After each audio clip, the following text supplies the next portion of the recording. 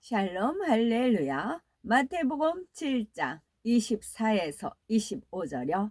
그러므로 누구든지 나의 이 말을 듣고 행하는 자는 그 집을 반석 위에 지은 지혜로운 사람 같으리니, 비가 내리고 장수가 나고 바람이 불어 그 집에 부딪히되 무너지지 아니하나니, 이는 추출을 반석 위에 놓은 까닭이요. 아멘. 요한 1서 2장 14절. 아이들아, 내가 너희에게 쓴 것은 너희가 아버지를 알았음이요. 아비들아, 내가 너희에게 쓴 것은 너희가 태초부터 계신 이를 알았음이요. 청년들아, 내가 너희에게 쓴 것은 너희가 강하고 하나님의 말씀이 너희 안에 거하시며 너희가 흉악한 자를 이기었음이라. 아멘. 말씀대로 행할 수 있는 믿음의 3단계입니다. 믿음의 2단계에서는 아이들처럼 하나님 말씀대로 행하려고 노력하지만 때로는 행하기도 하고 그렇지 못할 때도 있습니다. 하지만 어찌하든 육체의 일을 버려나가면 마침내 청년들처럼 하나님 말씀대로 능히 행할 수 있는 믿음의 3단계에 이릅니다. 믿음의 2단계에서는 행함으로 짓는 죄, 육체의 일을 범할 때도 있지만 믿음의 3단계에 이르면 더 이상 육체의 일은 나오지 않습니다. 믿음의 3단계부터는 변화된 모습으로 이 세상에 빛과 소금의 역할을 하지요. 가령 애매하게 욕을 먹고 책망을 들어도 묵묵히 참으며 어려운 일을 당해도 기뻐하려고 애씁니다. 내 생각과 이론에 맞지 않아도 상대 입장에 서서 이해하고 섬기려 노력하지요. 그러니 믿음의 3단계에 있는 사람은 세상 사람들로부터 저 사람은 하나님을 믿으니 뭔가 다르다라는 말을 듣습니다. 믿음의 2단계에서는 하나님의 말씀을 의무감 속에서 억지로 지키지만 믿음의 3단계에 이르면 하나님의 뜻을 깨달아 마음에서부터 우러나오는 행함이 나옵니다. 예를 들어 온전한 주일 성수와 11조를 드리면 축복받고 지킴 받는다는 것을 깨달았기에 그대로 행하지요. 그런데 겉으로 보기에 말씀대로 행한다 해서 무조건 믿음의 3단계라 할 수는 없습니다. 만일 가족의 눈치 때문에 주일 성수를 하고 11조를 한다거나 예배 시간 내내 졸고 잡념 가운데 예배를 드린다면 믿음의 3단계라 할 수 없지요. 심고 행하는 것에 생각한 만큼 빨리 축복이 오지 않으면 후회하거나 불평하는 것도 마찬가지입니다. 믿음의 분량이란 한두 가지 외적인 행함이 아니라 마음에 얼마나 하나님의 뜻을 깨닫고 중심에서 믿는지를 통해 분별할 수 있습니다. 믿음의 3단계에서는 마음의 죄성, 즉 육신의 일을 버리기 위한 선한 싸움이 시작이 됩니다. 육체의 일을 행하지 않을 뿐 아니라 육신의 일을 버려나가게 되지요. 죄성이 있으면 하나님의 뜻대로 온전히 순종할 수 없기 때문에 뿌리를 완전히 뽑을 때까지 계속 믿음의 선한 싸움을 해야 합니다. 믿음의 3단계에서도 사람마다 그 분량이 다르죠. 믿음의 3단계를 1%에서 100%로 나눌 때 100%에 가까울수록 믿음의 4단계에 가깝습니다. 믿음의 3단계에 들어서서 말씀대로 행한다 해도 처음에는 마음의 갈등을 겪습니다. 즉 육신의 생각과 영의 생각이 싸우지요. 하나님의 뜻을 깨달아 순종은 하지만 마음의 죄성들이 남아있기 때문입니다. 그래서 진리대로 행하기는 하되 선을 쫓으려는 영의 생각과 악을 쫓으려는 육신의 생각이 싸우는 것이지요. 믿음의 이 단계에서는 고난을 당할 때 기뻐하고 감사하려고 노력은 하지만 결국 이기지 못해 불평, 불만을 쏟아냅니다. 하지만 믿음의 3단계에서는 고난 중에도 감사하고 기뻐할 수 있지요. 그렇다고 이 단계에서 100% 온전한 기쁨과 감사가 나오는 것은 아닙니다. 믿음의 3단계 조입이라면 어려운 일을 만나는 순간 너무 힘들다 하는 육신의 생각이 동원되어 낙심될 수 있지요. 그렇지만 곧 성령의 음성을 들음으로 아니야, 기뻐하고 감사해야지. 하나님은 살아 계신데 내가 왜 낙심하는가 하고 마음을 진리로 다집니다. 그러다가 믿음의 3단계 6% 이상에 이르면 마음에서 죄성이 많이 버려진 상태이므로 하나님의 말씀대로 행하는 데 별 어려움이 없습니다. 육신의 생각이 많이 작용하지 않기 때문인데 그만큼 죄성을 버리고 믿음의 4단계에 가까이 온 증거지요.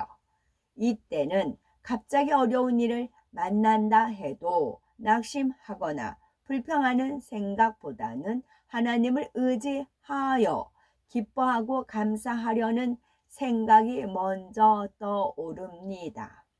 혹 순간적으로 힘들다라는 생각이 스쳐도 이내 감사와 기쁨으로 바꿀 수 있지요. 마태복음 7장 24에서 25절에 누구든지 나의 이 말을 듣고 행하는 자는 그 집을 반석 위에 지혜로운 사람 같으리니 비가 내리고 창수가 나고 바람이 불어 그 집에 부딪히되 무너지지 아니하나니 이는 주초를 반석 위에 놓은 연고요 했습니다. 여기서 반석은 곧 그리스도를 의미하지요. 시험, 환난에 믿음이 요동하지 않고 말씀대로 행하면 반석이신 예수 그리스도 위에 든든히 섰다 할 수 있습니다. 그러므로 믿음의 3단계 60% 이상이 되면 믿음의 반석에 들어선 것이지요. 믿음의 반석에 서면 어떤 상대에 대해서 순간 불편한 생각이 든다 해도 즉시 영의 생각, 진리의 생각으로 바꿀 수 있고 평안한 마음으로 상대를 섬깁니다. 그러니 신앙생활이 힘들지 않고 하루하루가 기쁘고 행복하지요. 믿음의 3단계 70에서 80%가 되면 믿음의 반석에 온전히 선 것이며 이때는 말씀대로 행하는 것이 마치 몸에 밴 습관처럼 저절로 나옵니다. 이렇게 믿음의 3단계에 들어서서 육신의 일을 하나하나 버려나가서 4단계에 가까워질수록 하나님과 더 밝게 교통하며 하나님의 사랑을 더 진하게 느낍니다. 이때는 아무리 나를 힘들게 하는 사람이 있어도 그를 사랑하지는 못할 망정 미워하지는 않습니다. 급히 돈이 필요할 때 길에서 돈 지갑을 줍는다 해도 내가 쓸까 주인을 찾아줄까 갈등하지 않고 바로 주인을 찾아주지요. 더 나아가서는 어떤 상황에서도 전혀 육신의 생각이 동원되지 않고 즉시 선을 쫓으며 온전히 기뻐하고 감사한다면 마침내 영의 믿음 곧 믿음의 4단계에 이를 수 있습니다. 예수 그리스도를 영접하여 겨우 구원받은 성도의 천국 처소는 낙원입니다. 교회에 다니며 하나님의 말씀을 배워 그대로 행하려고 노력하는 믿음의 2단계에 속한 성도는 낙원보다는 좋은 1천층에 들어가지요. 그러면은 영적인 믿음이 성장하여 하나님 말씀대로 행할 수 있는 믿음의 3단계에 속한 성도의 천국 처소는 어디일까요? 1천층보다 좋은 2천층입니다. 2천층에 들어가면 다세대 주택 형태의 집이 주어지는 1천층과는 달리 독립된 주택이 주어집니다. 단층이지만 이 땅의 어떤 호화로운 저택이나 별장과는 비교할 수 없을 만큼 웅장하고 아름다우며 향기로운 꽃과 나무들로 잘 단장되어 있습니다. 그리고 가장 원하는 부속 시설 한 가지를 자신의 소유로 받지요. 만일 아름다운 호수를 갖고 싶다면 호수를, 수영장을 갖고 싶다면 수영장을 가질 수 있고, 자신에게 없는 부속 시설은 다른 사람의 천국집에서 함께 사용할 수 있습니다. 또한 각 사람의 집에는 문패가 있고 거기에는 천국 글씨로 주인의 이름과 이 땅에서 섬기던 교회의 이름이 함께 새겨져 있습니다. 하나님의 사랑받는 교회에서 신앙생활을 했다면 그만큼 영광과 자랑이 더하여지지요. 그러면 사랑의 하나님께서 믿음의 3단계에 속한 성도에게 예비하신 면류관은 무엇일까요?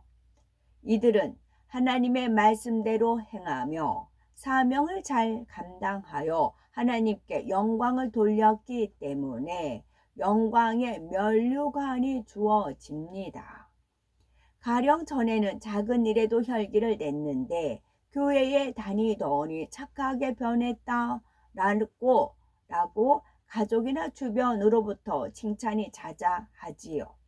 이처럼 언행이 선한 진리로 바뀌면 사람들에게 그 자체가 빛으로 비추어져 하나님께 영광을 돌리게 됩니다.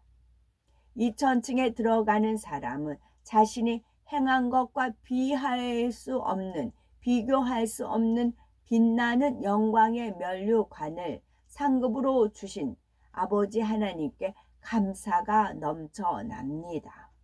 하지만 마음의 죄성까지 버려서 온전히 성결되었더라면 얼마나 좋았을까라는 아쉬운 마음이 들게 되지요. 그러므로 하나님 말씀대로 죄를 피 흘리기까지 싸워 버리고 악은 모든 모양이라도 버려서 성결을 이루고 자신에게 주어진 사명을 온전히 감당함으로 가장 영광스러운 천국 새 예루살렘을 향해 달려가야 되겠죠. 아멘. 육신의 일이란 마음속에 있는 미움, 시기, 교만, 판단, 간음 등 아직 행하지는 않았으나 언젠가는 행함으로 유발될 수 있는 비진리의 속성들을 말합니다. 즉 눈에 보이지는 않지만 마음속에 내재되어 있는 죄성을 하나하나 분리해 놓은 것이 육신의 일입니다. 이 육신의 일이 마음속에 내재되어 있지만 밖으로 드러났어요. 혈기 부글부글 끓는다고 하죠. 부글부글 끓어요. 거기까지는 육신의 일이에요. 부글부글 끓어서 그거를 씨 플러스 발 하면서 내뱉었어요. 그럼 뭐예요? 육체의 일이 돼요. 육체의 일이 딱 되면 그때부터 원수마귀 사단의 빌미가 돼요. 송사거리가 돼요. 마음 안에 내재 있는 것까지는 원수마귀 사단이 터치를 못해요. 그러나 밖으로 드러내면 그때는 하나님께 송사를 합니다. 시비거리가 증거가 있잖아요. 밖으로 드러냈기 때문에. 그래서 원수마귀 사단은 어떻게 해요? 그 사람 마음속에 있는 것을 들춰내게 하려고 모든 상황, 여건, 환경을 만들어요. 그래서 욕하고 혈기내고 교만하고 판단 정지하고 그렇게 해요. 발동을 시켜요. 그러면 그 사람이 죄를 바라잖아요. 그러니까 하나님을 믿지 않는 사람이 죄를 범하는 거는 송사거리가 안 돼요. 하나님의 자녀가 하나님 자녀답게 행하지 않고 믿지 않는 사람과 같이 하면 완전히 송사거리가 되는 겁니다. 그래서 저 아까 비유 들었던 꽃 주셨던 분, 아니 교회도 안 다니는데 어떻게 이렇게 나눠주기 좋아하시냐고 이제 제가 그래요. 그러면 아유 교회 요즘 같지 전에 같지 않잖아요. 그렇게 표현을 해요.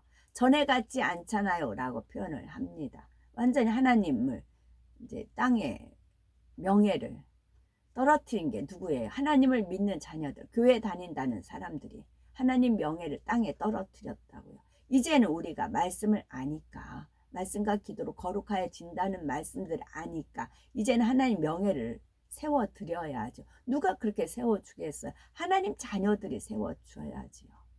원수마귀를 그래서 이제 물리치는 것이고요.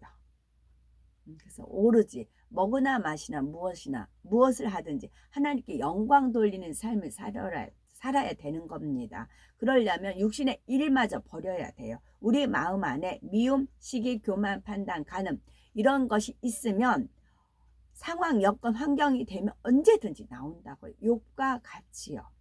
그래서 그럼 시험 환란에 걸리기 전에, 당하기 전에 미리미리 그걸 버리자는 거지요. 그랬을 때 온전하게 하나님께 영광 돌릴 수 있고 효자 효녀가 될 수 있고, 거기서 끝나는 것이 아니라 천국에 가면 말할 수 없는 영광 중에 영광의 면류관의 호화로운 집에 모든 것을 주신답니다. 그걸 믿어야 되죠. 상주신 이심을 믿어야 되는 것입니다. 아멘.